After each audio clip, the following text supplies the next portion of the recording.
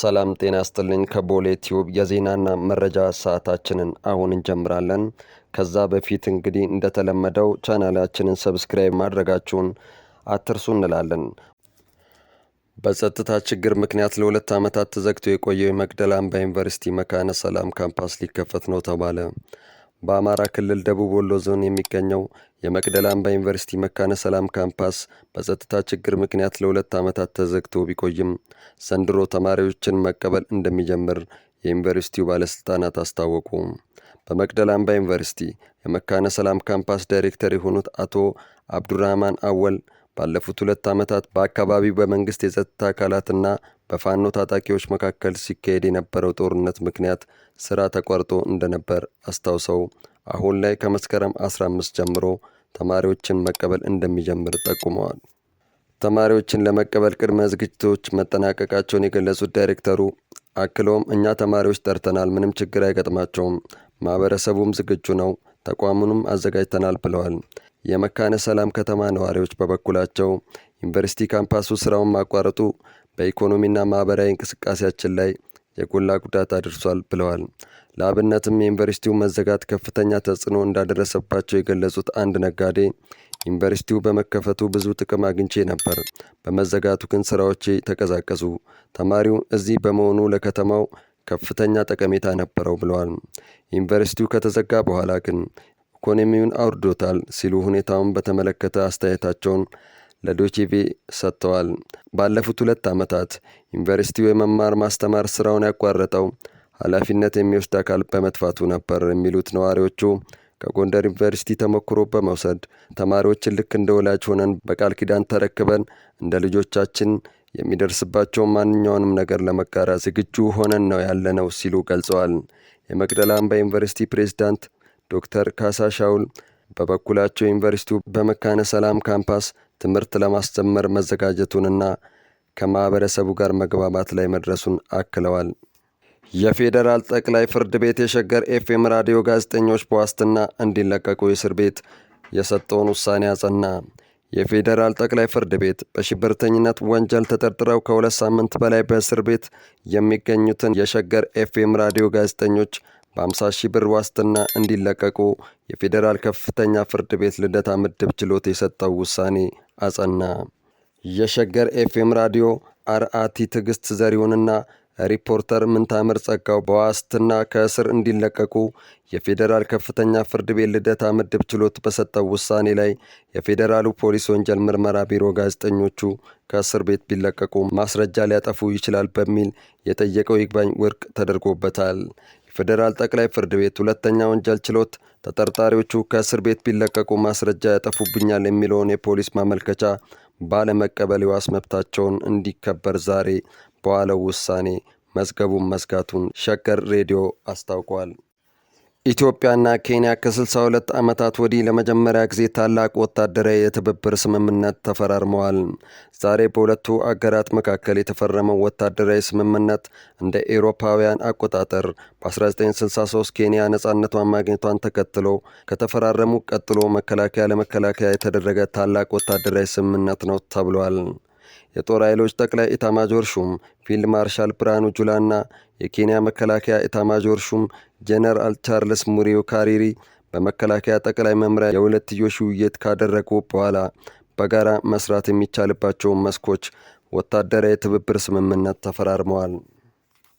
ወታደራዊ የትብብር ስምምነቱ እንደ ሌሎች ስምምነቶች የሚታይ ሳይሆን ስትራቴጂካዊ በሆኑ ስራዎች ላይ በጋራ መስራት የሚያስችል ሀገራት በመካከላቸው ያላቸውን ግንኙነት መተማመን በሚያደርግበት ወቅት የሚፈጸም ነው።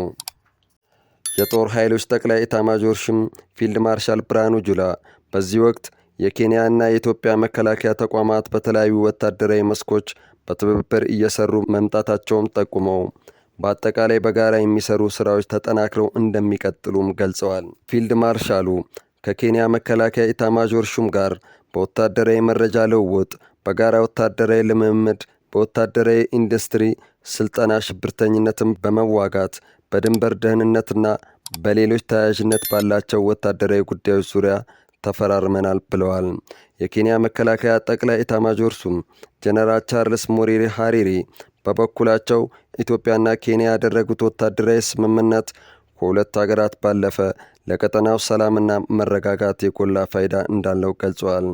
ለወደፊትም ከኢትዮጵያ መከላከያ ጋር በትብብር የሚሰሩ ስራዎች ዙሪያ የኬንያ መከላከያ ቁርጠኛ መሆኑን ማረጋገጣቸውን የመከላከያ ሚዲያ ዘግቧል። በእስራኤል ጥቃት የተገደሉ ሰዎች አስክሬን በአልሻፊ ሆስፒታል ቀብር እየተፈጸመ ነው። በጋዛ አገልግሎት እየሰጠ ያለው ብቸኛ ሆስፒታል ሐኪሞች በእስራኤል ጥቃት የቆሰሉ ሰዎችን በሕክምና ግብዓት እጥረትና የማይመች ሁኔታ ማከም ከአቅማቸው በላይ እንደሆነ ተናግረዋል። በአልሻፊ ሆስፒታል የበጎ ፍቃድ ሐኪም የሆኑት አንድ አውስትራሊያዊ ሐኪም በየቀኑ የበርካታ ሰዎች ሕይወት እንደሚያልፍ ለቢቢሲ ሲናገሩ በቅርቡ ሕይወቷ ካለፈ ነፍሰ ጡር እናት የአንድ ጨቅላ ሕፃን ሕይወት እንዴት እንዳተረፉ በመግለጽ የሁኔታውን አስከፊነት አስረድተዋል። የእስራኤል ኃይሎች የምድር እንቅስቃሴያቸውን በማስፋት የሐማስ ጠንካራ ይዞታ ናት የሚሏትን የጋዛን ከተማ ሙሉ በሙሉ በቁጥጥር ስር ለማዋል እየተንቀሳቀሱ ሲሆን ከሆስፒታሉ በ500 ሜትር ርቀት ላይ እንደሚገኙ ተነግሯል። የዓይን እማኞች ታንኮች በከተማ ደቡብና ሰሜን ምዕራብ ወደ መሃል ከተማ እየተመሙ ነው ብለዋል። ኤችአይቪን የሚከላከል መድኃኒት በአነስተኛ ዋጋ ሊቀርብ ነው። በ2 ዓመታት ጊዜ ውስጥ ከ100 በላይ አነስተኛ ገቢ ባላቸው ሀገራት መድኃኒቱ እንደሚቀርብ ተገልጿል። በሚሊዮኖች የሚቆጠሩ ሰዎች መድኃኒቱን እንዲያገኙ እድል የሚሰጥ ይሆናል። ዓለም የኤችአይቪ ኤድስን ወረርሽኝ ለመግታት አንድ እርምጃ ወደፊት እንደምትጓዝም ይረዳል ተብሏል። ሌናካፒቪር የተባለው መድኃኒት በመርፌ የሚሰጥ ሲሆን በዚህ ዓመት ማገባደጃ መድኃኒቱን ማቅረብ ይጀመራል። መድኃኒቱም በነፍስ ወከፍ ለአንድ ዓመት የሚያስከፍለው $28,000 ሲሆን አዲስ በተደረገ ስምምነት መሰረት ግን ዋጋው ወደ $40 የሚወርድ ይሆናል። እንደ አውሮፓውያን አቆጣጠር በ2027 የመድኃኒቱ ዋጋ ቀንሶ በ120 አነስተኛ መካከለኛ ገቢ ያላቸው ሀገራት ይሰራጫል። ሳይንቲስቶቹ እንዳሉት ቫይረሱ ራሱን እንዳያበዛ መድኃኒቱ ይከላከላል። በታዳጊ ሀገራት የሚኖሩት ኤችአይቪ ያለባቸው ሰዎች መድኃኒቱን በርካሽ እንዲያገኙ የሚያስችላቸው ስምምነት እንደሚፈረም የቀድሞ የአሜሪካ ፕሬዝዳንት ቢል ክሊንተን ከመድኃኒቱ አምራች ተቋም ጋር ድርድር አድርገዋል። ክሊንተን ሄልቭስ አክሰስ ኢኒሼቲቭ ከጌትስ ፋውንዴሽን ጋር እንዲሁም ከደቡብ አፍሪካው የምርምር ተቋም RII ጋር ስምምነት ተፈራርመዋል። መድኃኒቱ በተደረገበት ሙከራ አስደናቂ ውጤት ማሳየቱ ተገልጿል። ከ2 ወራት በፊትም የዓለም ጤና ድርጅት ጸረ ኤችአይቪ ክፍል ይሁንታን ሰጥቶታል። መርፌው በዓመት 2 ጊዜ ይወሰዳል። ለ6 ወራት ኤችአይቪን ለመከላከል ይረዳል። ባለሙያዎቹ እንዳሉት አዲስ ኢንፌክሽን ለመከላከልም መድኃኒቱ ጠቀሜታ እንዳለው ተነግሯል። በተለይም ከፍተኛ ተጋላጭነት ያላቸው ወጣቶችና ሴቶች፣ የተመሳሳይ ጾታ አፍቃሪዎችና በወሲብ ንግድ የሚተዳደሩ ሰዎችን ከበሽታው ለመከላከል ያግዛል። አሁን ኤችአይቪን ለመከላከል ጥቅም ላይ እየዋለ ያለውን መድኃኒት PrEP ወይም ፕሪ ኤክስፕሎሲቭ ፕሮፊላክሲስ እንደሚተካት ተገልጿል። ይህ እንክብል በነፍስ ወከፍ በዓመት $40 ያስከፍላል። እንክብሉ በየቀኑ ስለሚወሰድ ለህሙማን ምቹ አይደለም፣ የበለጠ እንዲገለገሉም ያደርጋል። በየቀኑ የሚወስዱ መድኃኒት በቀላሉ እንዳይገኝ ምክንያት ሆኗል። ጌትስ ፋውንዴሽን እንዳለው ከዚህ መድኃኒት ተጠቃሚ መሆን የሚችሉ ሰዎች 18% ብቻ ናቸው እያገኙት ያለው።